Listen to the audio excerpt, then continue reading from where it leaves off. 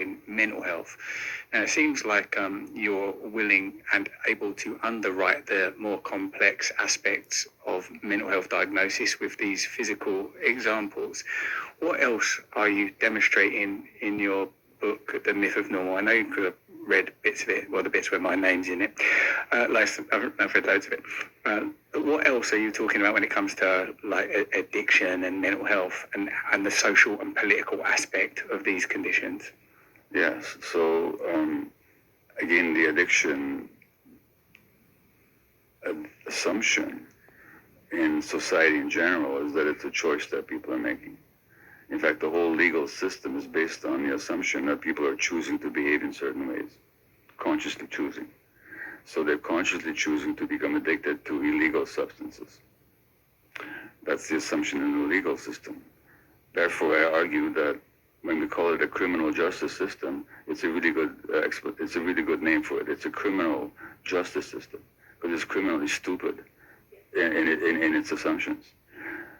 I've never met anybody, and I've worked with really hardcore substance users, who actually woke up one morning and said, "Oh, my ambition is to become a drug addict." That's the first point. Second point is that the medical assumption that we're dealing with an inherited brain disease is equally false. So that there's very little evidence, despite what they say, for any genetic causation of addiction. What we're really looking at, and let's just do a little experiment here. I'll give you a definition of addiction and get you to participate. I'm speaking to the audience here and also to my interviewer.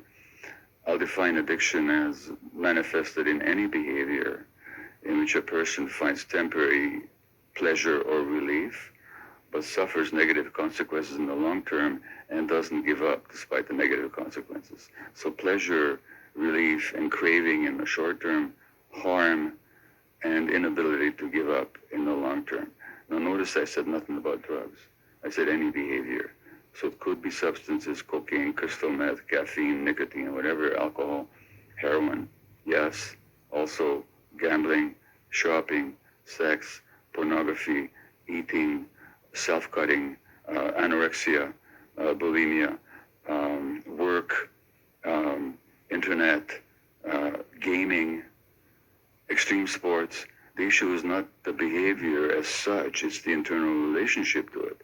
If there's craving, pleasure, and relief in the short term, harm in the long term, and you're not giving it up, you got an addiction. I don't care what to. So, here's what I'm going to ask here from the audience, is if by that definition you recognize that at one time or another you've had any kind of an addiction, just raise your hand. Okay, so what we got here is the vast majority, if not everybody, okay?